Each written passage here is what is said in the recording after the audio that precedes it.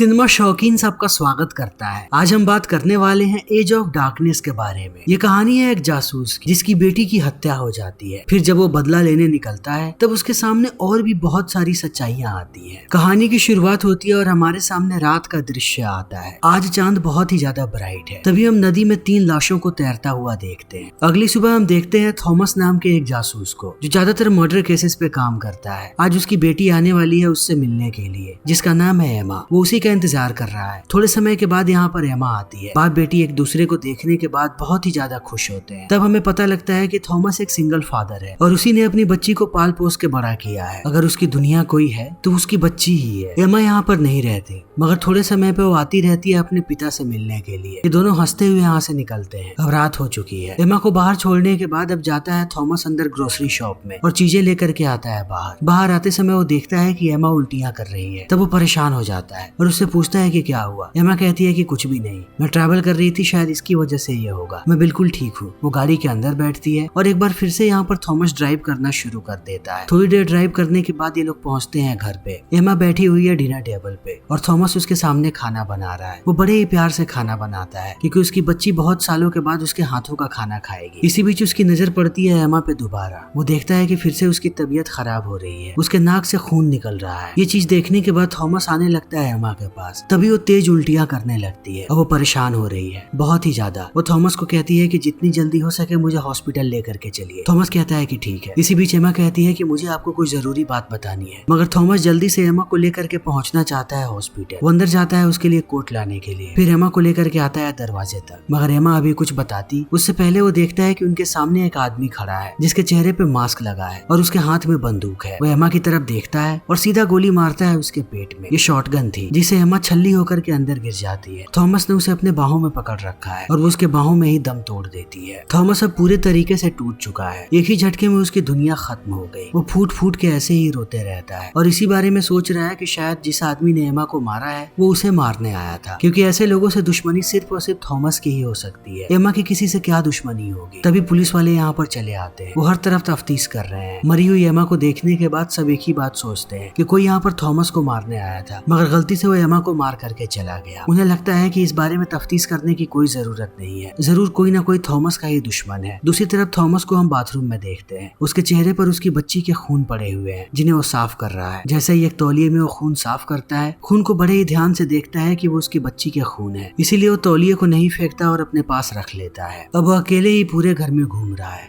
वो जहाँ भी जा रहा है उसे एमा की याद आ रही है। उसकी दुनिया उजड़ चुकी है। अब ये घर उसे खाने के लिए दौड़ रहा है। चारों तरफ उसे एमा की तस्वीरें नजर आती है। इसी बीच उसका फोन बजता है तो वो भागते हुए आता है बाहर और एमा के बैग से उसका फोन निकालता है, मगर हेलो कहने के बाद उधर से कोई भी आवाज नहीं आती। तब वो बैठ जाता है बिस्तर पे और कॉल बैक भी नहीं करता उस नंबर पे। वो कोशिश कर रहा है कि जितनी जल्दी हो सके वो इन चीजों के बारे में भूल जाए। अगली सुबह वो हमेशा की तरह चला आता है काम पे। अब वो इसी केस पे काम कर रहा है कि आखिर एमा की हत्या कैसे हुई और गलती से उसने एमा को मार दिया। पर यहाँ आते ही सबसे पहले वो एमा का फोन देता है अपने दोस्त को और उसे कहता है कि इसके सारे कॉल डिटेल्स निकलवाओ। तभी उसका सीनियर उसके पास आता है और कहता है कि मुझे लगता है कि थॉमस तुम्हें इस केस पे काम नहीं करना चाहिए। अगर तुम इस केस पे काम करोगे तो अपनी बच्ची को कभी भी नहीं भूल पाओगे। तुम रोज ही अपने जख्मों को कुरेदोगे और मैं ये नहीं चाहता। यहाँ पर और भी लोग हैं जो इस केस पे काम कर सकते हैं, तो तुम छुट्टी ले लो थोड़े दिनों की। एक बार ये केस खत्म हो जाए तब तुम वापस आ जाना। थॉमस कहता है कि नहीं, मैं खुद इस केस पे काम करना चाहता हूँ। ये मेरे पास आखिरी मौका है अपनी बच्ची को इंसाफ दिलवाने का।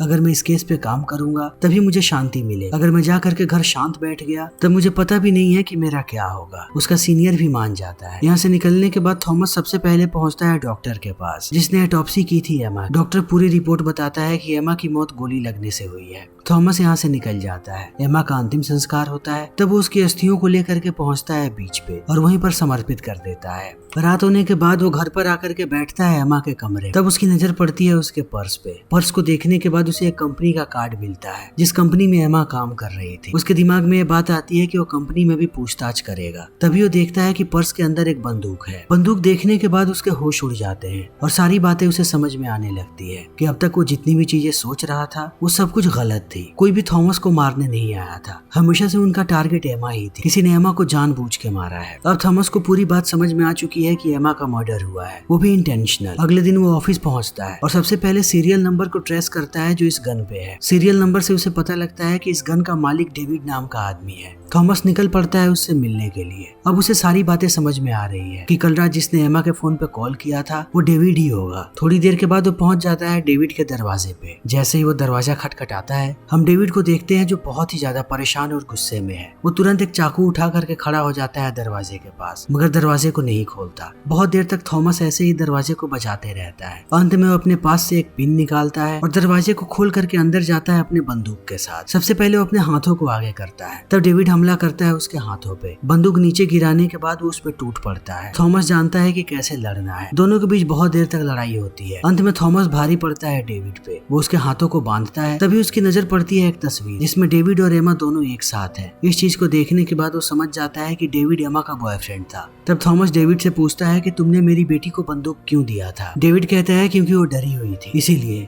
इसके अलावा मैं कुछ भी नहीं जानता। ये दोनों थोड़ी देर तक बात करते हैं और डेविड एमा की सारी चीजें ला करके दे देता है थॉमस को और एमा के घर की चाबी भी। थोड़ी देर तक यहीं पर बैठा रहता है थॉमस, मगर वो जानता है कि डेविड इससे आगे कुछ भी नहीं बोलेगा। तब वो सीधा आता है एमा के घर पे। पूरे घर में घूमने के बाद उसे एक डिवाइस मिलती है जिसे रेडिएशन चेक किया जाता है। वो डिवाइस को लेता है। तब उसे याद आता है कि एमा के मौत के बाद उसने उसके बालों को काट के अपने पास रखा था। वो बालों को निकालता है और उस डिवाइस से स्कैन करता है। इसे देखने के बाद उसे पता लगता है कि उसके बाल रेडियो एक्टिव है, यानी कि एमा के पूरे शरीर में रेडिएशन फैला हुआ था। अब ये चीज थॉमस को समझ में नहीं आ रही कि क्या हो रहा है। जितना पेचीदा उसने इस केस को समझा था, ये केस उससे भी ज्यादा पेचीदा होते जा रहा है। अब वो सारी चीजों को फिर से याद करता है कि आखिर डेविड और एमा में क्या कनेक्शन है और एमा कहाँ काम करती थी। डेविड और एमा दोनों एक ही कंपनी में काम करते थे जिसका नाम था नॉर्थमूर। अब उसका पूरा का पूरा शक जा रहा है कंपनी पे। दूसरी तरफ हम एक इन्फॉर्मर को देखते हैं जो आकर के मिलता है शहर के सेनेटर से जिसका नाम है डेरियस जेडबर्ग। इन्फॉर्मर कहता है कि नॉर्थमूर कंपनी एक न्यूक्लियर हथियार बना रही है और कंपनी का मालिक है जैक बेनेट। ये बात एक लड़की को पता लग गई थी जिसका नाम था एमा। उसके पास पुख्ता सबूत भी थे।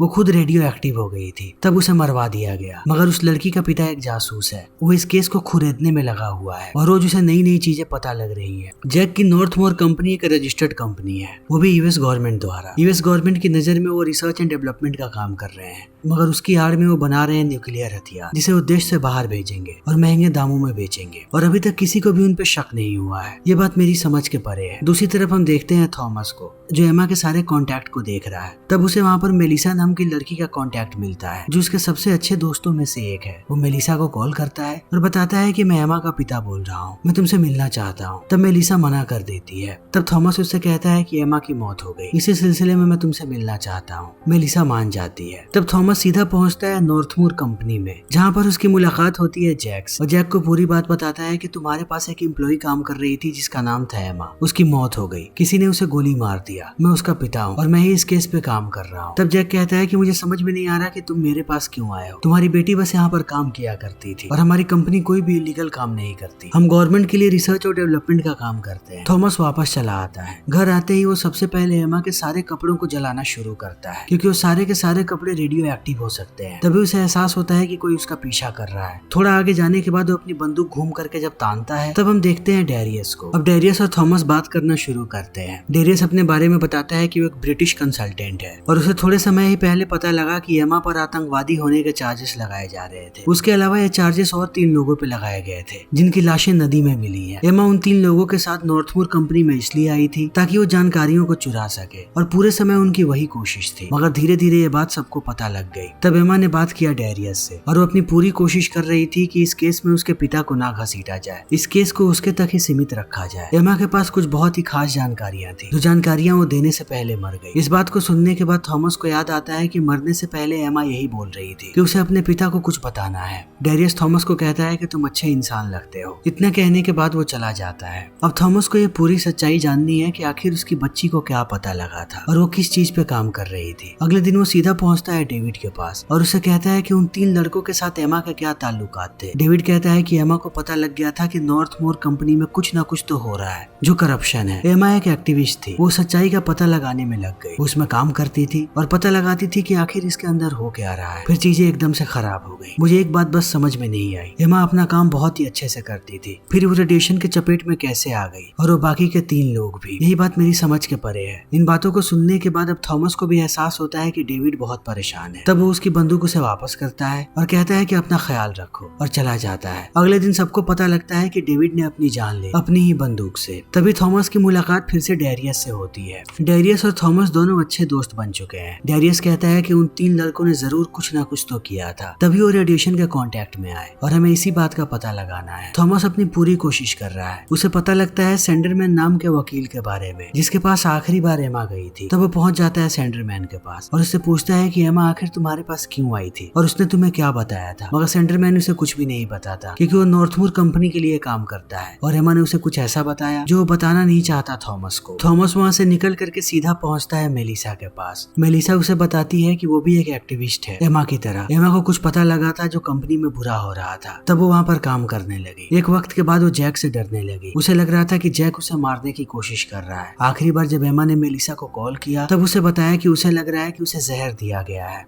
थॉमस मेलिसा से कहता है, तुमने ये बात हम लोगों को पहले क्यों नहीं बताई। मेलिसा कहती है कि मेरी एक बच्ची है 13 साल की, इसीलिए मैं डर गई थी। मुझे लगा कि अगर मैं कुछ भी बोलूंगी तो मेरी जान पर भी खतरा आ जाएगा। इतना कहने के बाद वो एक एनवेलप देती है और गाड़ी से निकल करके जाने लगती है, और कुचल के आगे बढ़ जाती है मेलिसा। जैसे ही वो मेलिसा के पास पहुंचता है, देखता है कि उस आदमी ने अपनी कार को घुमा लिया है और अब वो तेजी से आ रहा है थॉमस को मारने के लिए। तभी थॉमस अपनी बंदूक निकालता है और अंधाधुंध गोलियां चलाता है ड्राइवर पे। थोड़ी देर के बाद ड्राइवर गोलियों से छल्ली हो जाता है और उसकी कार जाकर के क्रैश हो जाती है बगल वाले नदी में। थॉमस मेलिसा को लेकर के भागता हुआ पहुंचता है हॉस्पिटल। डॉक्टर उसकी हालत देखने के बाद कहते हैं कि उन्हें मेलिसा के एक पैर को काटना पड़ेगा, तभी उसकी जान बचेगी। वो ऑपरेशन में लग जाते हैं। तब थॉमस आता है बाहर और उस एनवेलप को खोलता है जो उसे मेलिसा ने दिया था। अंदर उसे एक सीडी मिलती है। जैसे ही वो सीडी को लैपटॉप में इंसर्ट करता है, उसके अंदर उसे एक वीडियो मिलती है एमा की, जिसमें एमा ने पूरे प्रोडक्शन को दिखाया है कि नॉर्थमूर कंपनी के अंदर क्या हो रहा है। ये लोग एक न्यूक्लियर हथियार बना रहे हैं। इस वीडियो को देखने के बाद अब थॉमस को पूरी बातें समझ में आ जाती है कि आखिर एमा की जान क्यों गई और उसे क्या सच्चाई पता लगी थी। वो भागते हुए आता है एमा के घर पे और पूरे घर को स्कैन करने लगता है कि यहाँ की कौन सी चीज रेडियो एक्टिव है। फ्रिज में उसे दूध नजर आता है। वो समझ जाता है कि इसी दूध के अंदर जहर दिया गया था, जिससे एमा की हालत खराब हो रही थी। उसे अब सब कुछ पता लग चुका है कंपनी के बारे में। वो सीधा पहुंचता है यूएस सेनेटर के पास, जिसका नाम है जिम पे। जिम से पहले भी एमा ने कांटेक्ट करने की कोशिश की थी। अब थॉमस सारी बातें बता देता है जिम को। जिम बातों को सुनता है और कहता है कि नॉर्थमूर बहुत बड़ी कंपनी है और वो लोग बहुत बड़े हैं। तुम उन पे बहुत बड़े चार्जेस लगा रहे हो। पहले इन चीजों की पुष्टि करो, सारे सबूतों को लेकर के आओ, तब मैं इस बारे में सोचूंगा। इन बातों को सुनने के बाद अब यहाँ से थॉमस निकल जाता है। उसे पता है कि जितनी भी मौतें हुई हैं, वो सारी की सारी मौतें जैक के कारण हुई है। उसने अपने एजेंट्स को भिजवा करके सारे लोगों को मरवाया है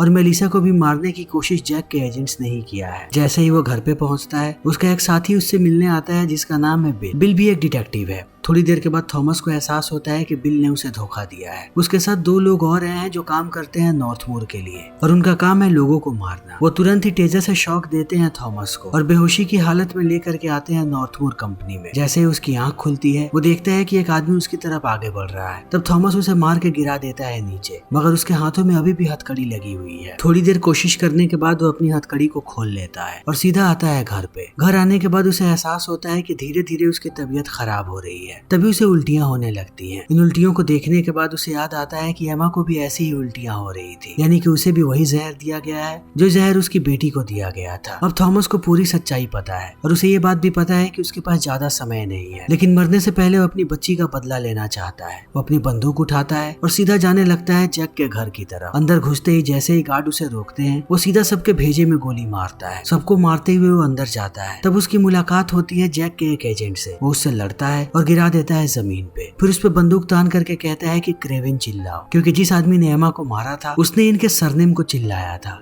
इनका सरनेम है क्रेवेन। जैसे ही वो आदमी क्रेवेन चिल्लाता है, थॉमस समझ जाता है कि इसी आदमी ने उसकी बच्ची पर गोली चलाई थी। तब वो सीधा इसके भेजे में गोली मार करके इसका भी काम तमाम कर देता है और पहुंचता है ऊपर। तभी हम देखते हैं कि जैक भी यहाँ पर आ चुका है। ये दोनों एक दूसरे पे अंधाधुंध गोलियां चलाते हैं। थॉमस को भी गोली लगती है, मगर अब जैक भी घायल होकर के नीचे गिर गया है। तब उसके पास पहुंचता है थॉमस और उसी दूध को जबरदस्ती पिलाने लगता है जिसके अंदर जहर है, जिस दूध को एमा ने पिया था। हुए जाता है इस जहर के एंटीडोट को लेने के लिए। जैसे उसे एंटीडोट मिलता है, वो देखता है है कि थॉमस उसके सामने ही खड़ा है। वो उसे कहता है कि तुम कुछ भी कर लो, तुम जिंदा नहीं बचोगे। इतना कहते ही वो सीधा जैक के गले में गोली मारता है और यहीं पर जैक की मौत हो जाती है। थॉमस ने अपनी बेटी के कातिलों को खत्म कर दिया। अब वो इसी घायल हालत में पहुंचता है हॉस्पिटल। वो अपनी आखिरी सांसें ले रहा है। दूसरी तरफ हम डेरियस को देखते हैं जो बैठा हुआ है जिम के साथ। जिम के पास उसके 2 एडवाइजर भी बैठे हुए हैं। जिम सारी चीजों को डिस्कस करता है और कहता है कि हमें सच्चाई को बाहर नहीं आने देना है। किसी भी कीमत पे हमें एमा को एक आतंकवादी घोषित करना है और इस बात को भी प्रूव करना है कि उसने ही अपने पिता के लिए जहर छोड़ा था, जिसकी वजह से उसके पिता की मौत हुई है। सब लोग कहते हैं लेकिन जैक की मौत का क्या? तब डेरियस कहता है कि मेरे पास एक रास्ता है। अगर जिम पे हमला हो तब सारा मीडिया का अटेंशन इधर आ जाएगा और कोई भी जैक के मौत के बारे में नहीं सोचेगा। इन बातों को सुनने के बाद सबको लगता है कि आइडिया अच्छा है। तभी डेरियस अपनी बंदूक निकालता है और सीधा भेजे में गोली मारता है जिम के और उसके बाद दोनों के दोनों एडवाइजर्स को भी। वो इस बात को समझ चुका है कि जब तक ये लोग जिंदा हैं, नॉर्थमूर कंपनी का करप्शन कभी भी खत्म नहीं होगा और एमा की कुर्बानी जाया चली जाए और उसके पिता की भी। इसीलिए उसने तीनों को मार गिराया ताकि सारी चीजें हमेशा के लिए खत्म हो जाए। तभी बाहर का एक गार्ड चला आता है अंदर बंदूक लेकर के, जिसकी हालत खराब है, जो यहाँ पर नया नया आया है। डेरियस ने उस पर बंदूक तान करके रखा है। वो उस आदमी से कहता है कि क्या तुम यहाँ पर नए हो? वो कहता है कि हाँ। फिर वो उससे पूछता है कि क्या तुम्हारे बच्चे भी हैं? गार्ड कहता है कि हाँ। इस बात को सुनने के बाद वो अपनी बंदूक नीचे कर लेता है ताकि ये आदमी उसे गोली मारे